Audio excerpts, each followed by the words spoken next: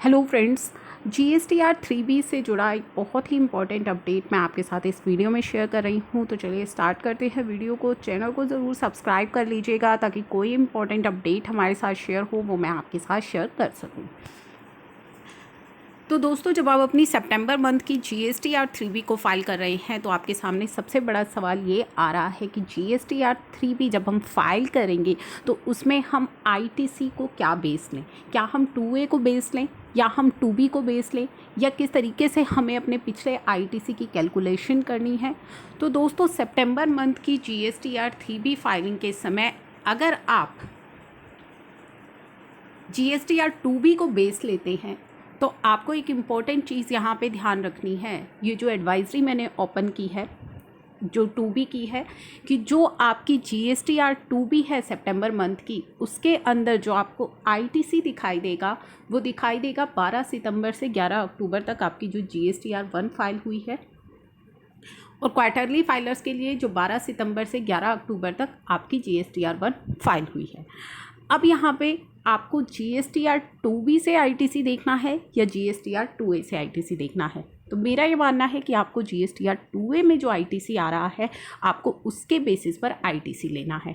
क्यों लेना है? क्योंकि हो सकता है आपकी 2A में ज़्यादा ITC आ रहा हो, या फिर सेकंड हमारा इंपॉर्टेंट रीज़न क्या है कि दोस्तों, जो हमारा रूल 36 सब रूल 4 है जो कि हमें फॉलो करना है सितंबर महीने में, वो हमारा जो 10% ITC वाला रूल है वो हमारी 2A से लिंक है, और 2B को लेकर के इस तरह का कोई भी क्लैरिफिकेशन हमारे पास अभी तक नहीं आया है। तो मेन पहले हमें ध्यान रखना है कि हमें ITC के लिए अपनी 2A को बेस लेकर के चलना है। अब ये जो इम्पोर्टेंट सर्कुलर आया है जिसमें आपको क्लियर भी किया गया है कि किस तरीके से आप ये रूल 36 सब रूल 4 को अप्लाई करेंगे जब आप अपनी सितंबर महीने की GSTR 3B को फाइल करेंगे, क्योंकि कोविड-19 की वजह से फरवरी से लेकर अगस्त तक आपने इस रूल को अवॉइड किया होगा। आपको जो है ये रूल अवॉइड करने के लिए गवर्नमेंट ने रिलीफ दिया हुआ था कि आप चाहें तो अपना 100% ITC क्लेम कर सकते हैं, और आप में से ज़्यादातर लोगों ने अपना 100% ITC क्लेम किया होगा। जिसके बाद इन्होंने ये क्लैरिफिकेशन इशू की है, और इस क्लैरिफिकेशन के अंदर सभी चीज़ें बहुत ही क्लियरली समझाई हैं कि किस तरीके से आप अपना जो ITC है वो कैलकुलेट करेंगे। तो ये ऑलरेडी डिटेल में सर्कुलर मैं आपके साथ इशू कर चुकी हूँ। सिर्फ और सिर्फ एक ITC की जो कैलकुलेशन है वो उसकी हम यहाँ पे बात करेंगे। अगर डिटेल में आपने ये सर्कुलर देखना है तो मैंने ऑलरेडी ये वीडियो अपलोड की हुई है। तो यहाँ पे एक बहुत ही अच्छे एग्जाम्पल से इन्होंने ये क्लैरिटी दी है। जो पहले की कन्फ्यूजन चल रही थी कि फरवरी से लेकर के सितंबर तक क्यूमुलेटिवली हमें ये देखना होगा, जो कि पहले इन्होंने कहा था, अब इन्होंने कहा है कि फरवरी से लेकर के अगस्त तक आप पूरा अलग देखेंगे, और सितंबर महीने का जो ITC है वो आप अलग से जो है उसकी कैलकुलेशन करेंगे। तो फरवरी से लेकर अगस्त तक इन्होंने एक एग्जाम्पल में दिखाया है कि मान लीजिए आपका जो एलिजिबल ITC है वो पहले इन्होंने फरवरी से लेकर के अगस्त तक दिखा दिया।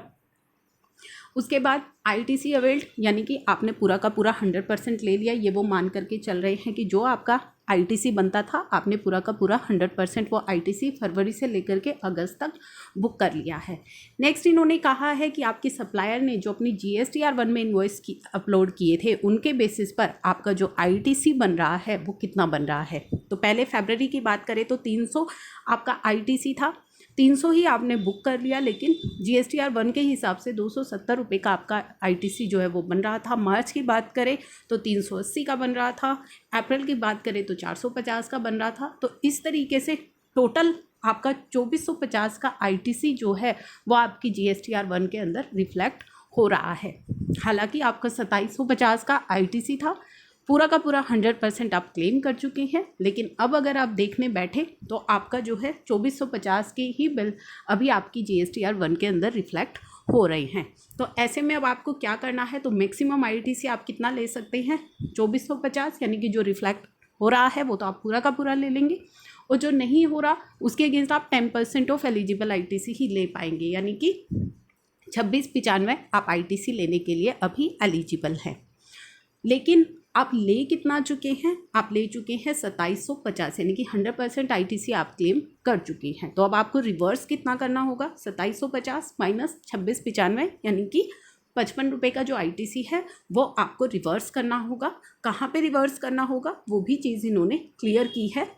ऊपर जो एक्सेस ITC आपने क्लेम किया है, पैराग्राफ 3.4 हम देखेंगे। The excess ITC availed arising out of reconciliation during the period, if any, shall be required to be reversed in table 4B2 of form GSTR 3B for the month of September। तो कौन सी table में इन्होंने कहा है? 4B2 of GSTR 3B में आप उसे reverse करेंगे। नेक्स्ट इन्होंने कहा है सितंबर महीने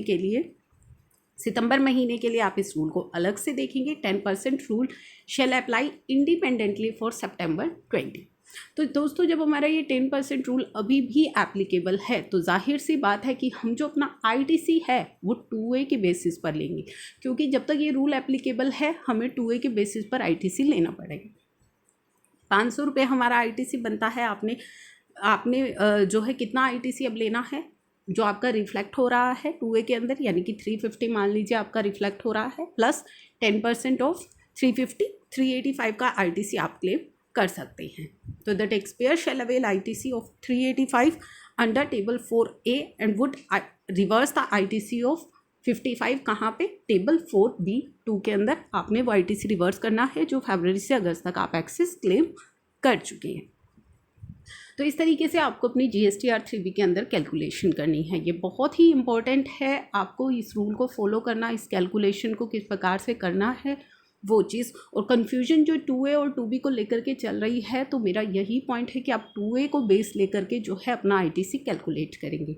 नेक्स्ट इंपॉर्टेंट चीज़, और मैं आपको बता चुकी हूँ कि दोस्तों फाइनेंशियल ईयर 1920 अगर आपने अभी तक ITC आपका रह गया है तो आपके पास आखिरी मौका है, जी हाँ आखिरी मौका है कि आप अपना ITC क्लेम कर लीजिए सितंबर मंथ की GSTR 3B में। जी हाँ, GSTR 3B जो आप 20 अक्टूबर तक फाइल करेंगे उसमें आप उसे क्लेम कर लीजिए। और बहुत ही इम्पॉर्टेंट चीज़ जो मैंने पहले भी रिपीट की है कि ड्यू डेट तक ही अगर आप उसे फाइल करेंगे तभी आप वो ITC क्लेम कर पाएंगे। अगर आप ड्यू डेट के बाद अपनी 3B फाइल करेंगे, चाहे विद लेट फीस फाइल करें, तब आप अपना ये ITC क्लेम नहीं कर पाएंगे। ITC क्लेम करने की कंडीशन क्या है कि ड्यू डेट फाइलिंग तक ही आप अपना ITC क्लेम कर पाएंगे। तो इस चीज़ का आपको ध्यान रखना है। अगर आपका ITC रह गया है तो अपनी 3B को प्लीज़ ड्यू डेट तक फाइल कर लीजिएगा। उसके बाद आप ये क्लेम नहीं कर पाएंगे, उसके बाद आप इसे एनुअल रिटर्न में भी अपने ITC को क्लेम नहीं कर पाएंगे, क्योंकि बहुत सारे लोग क्या होता है मिस कर देते हैं और उसके बाद क्वेश्चंस आते हैं क्या हम एनुअल रिटर्न में क्लेम कर लें। तो जी नहीं, आप अपनी एनुअल रिटर्न में से क्लेम नहीं कर पाएंगे, आपके पास ये लास्ट चांस है।